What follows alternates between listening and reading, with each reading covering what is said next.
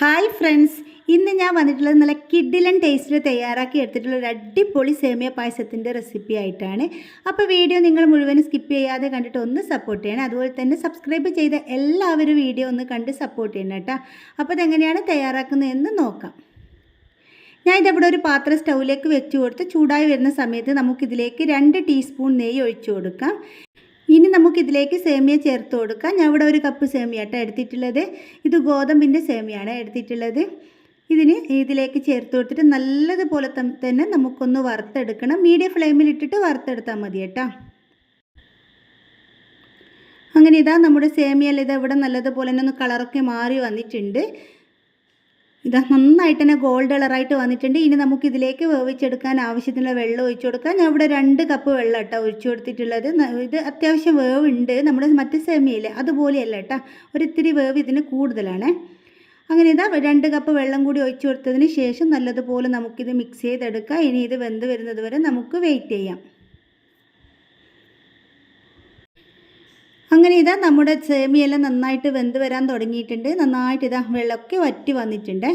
ഇനി ഇതിലുള്ള വെള്ളം കുറച്ചുകൂടി ഒന്ന് വറ്റിക്കിട്ടണം. അപ്പോൾ എൻ്റെ വീഡിയോ നിങ്ങൾ കണ്ടുകൊണ്ടിരിക്കുന്ന സമയത്ത് നിങ്ങൾക്ക് ഇഷ്ടമാവുകയെന്നുണ്ടെങ്കിൽ ഒന്ന് ലൈക്ക് ചെയ്യാൻ മറക്കരുത് കേട്ടോ. അപ്പോൾ ഇതാ നമ്മുടെ സേമിയയിൽ ഇവിടെ നല്ല പാകത്തിന് തന്നെ വെന്ത് വന്നിട്ടുണ്ട്. ഇതിലുള്ള വെള്ളമൊക്കെ നല്ലതുപോലെ തന്നെ ഒന്ന് വറ്റി വന്നിട്ടുണ്ട്. ഇനി നമുക്കിതിലേക്ക് ചേർത്ത് കൊടുക്കേണ്ടത് വെല്ലമാണ്. അപ്പം ഞാൻ ഇതവിടെ 1 കപ്പ് ചിരകിയെടുത്ത വെള്ളത്തിലേക്ക് 1/4 കപ്പ് വെള്ളം ഒഴിച്ചിട്ട് ഒന്ന് അലിയിച്ചെടുത്തതാണ്. എന്നിട്ട് ഇത് നല്ലതുപോലെ ഒന്ന് അരിച്ചെടുക്കണം. ഇതിൽ ഒരുപാട് വേസ്റ്റ് എല്ലാം ഉണ്ടാവും. അങ്ങനെ ഇത് ആ ഒരു വെള്ളം കൂടി ഒഴിച്ചു കൊടുത്തതിന് ശേഷം നന്നായിട്ട് നമുക്കിത് മിക്സ് ചെയ്ത് കൊടുക്കാം.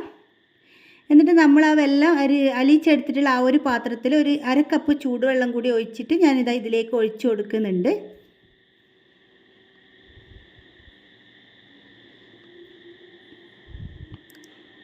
എന്നിട്ട് ഇതിവിടെ വീണ്ടും നല്ലതുപോലെ തന്നെ ഒന്ന് മിക്സ് ചെയ്തെടുക്കാം. ഇനി ഇത് ഈ വെള്ളത്തിൽ കിടന്നിട്ട് നന്നായിട്ടൊന്ന് തിളച്ച് വരട്ടെ, അതുവരെ നമുക്ക് വെയിറ്റ് ചെയ്യാം. അങ്ങനെ ഇതിവിടെ നല്ലതുപോലെ തന്നെ തിളച്ച് വന്നിട്ടുണ്ട്. എന്നിട്ട് നമ്മുടെ ആ ഒരു ഒഴിച്ചു കൊടുത്തിട്ട് വെള്ളത്തിനുള്ള ആ ഒരു വെള്ളമെല്ലാം നന്നായിട്ട് തന്നെ ഒന്ന് വറ്റി വന്നിട്ടുണ്ട് കേട്ടോ. ഇനി നമുക്കിതിലേക്ക് തേങ്ങാപ്പാലാണ് ചേർത്ത് കൊടുക്കേണ്ടത്. നിങ്ങൾക്ക് പശുവിൻ പാൽ വേണമെന്നുണ്ടെങ്കിൽ ചേർക്കാം, പക്ഷേ തേങ്ങാപ്പാൽ ചേർത്ത് കൊടുക്കുന്ന സമയത്താണ് കൂടുതലായിട്ടും ടേസ്റ്റ് കിട്ടുന്നത്. ഞാൻ ഇതിലേക്ക് 1.5 കപ്പ് തേങ്ങാപ്പാലാണ് ഒഴിച്ചു കൊടുക്കുന്നത്. നല്ല കട്ടിയുള്ള പാൽ കേട്ടോ.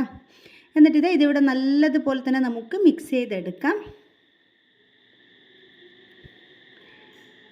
നന്നായിട്ട് മിക്സ് ചെയ്ത് കൊടുത്തതിന് ശേഷം നമുക്കിതൊന്ന് ചെറുതായിട്ടൊന്ന് തിള വരുന്ന ആ ഒരു സമയം വരെ ഒന്ന് വെയിറ്റ് ചെയ്യുക. ഒരുപാട് അങ്ങ് തിളപ്പിച്ചെടുക്കേണ്ട, ഒന്ന് ചെറുതായിട്ട് തിള വരുന്ന ആ ഒരു സമയത്ത് തന്നെ ഫ്ലെയിം ഓഫ് ചെയ്യണം കേട്ടോ.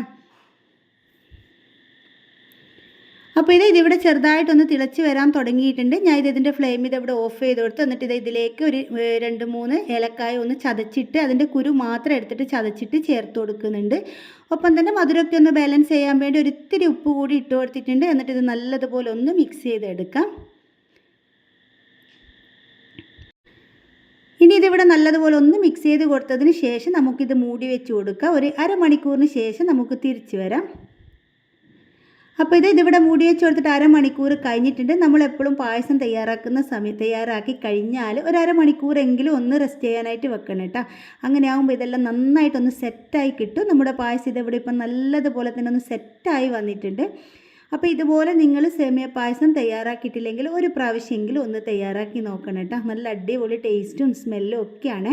അപ്പോൾ വീഡിയോ നിങ്ങൾക്ക് എല്ലാവർക്കും ഇഷ്ടമായിട്ടുണ്ടാവുമെന്ന് വിചാരിക്കുന്നു. ഇഷ്ടപ്പെട്ടിട്ടുണ്ടെങ്കിൽ എന്നും പറയുന്നത് പോലെ തന്നെ ലൈക്ക് ചെയ്യാനും ഷെയർ ചെയ്യാനും സബ്സ്ക്രൈബ് ചെയ്യാനും ഒന്നും മറക്കരുത്. നിങ്ങളുടെ കുക്കിംഗ് ഇഷ്ടപ്പെടുന്ന എല്ലാ ഫ്രണ്ട്സിനും ഫാമിലിക്കും ഫാമിലി ഗ്രൂപ്പുകളിലൊക്കെ ഒന്ന് ഷെയർ ചെയ്ത് കൊടുത്ത് സപ്പോർട്ട് ചെയ്യണം കേട്ടോ. അപ്പോൾ പുതിയൊരു വീഡിയോ ആയിട്ട് നമുക്കിനി വീണ്ടും കാണാം.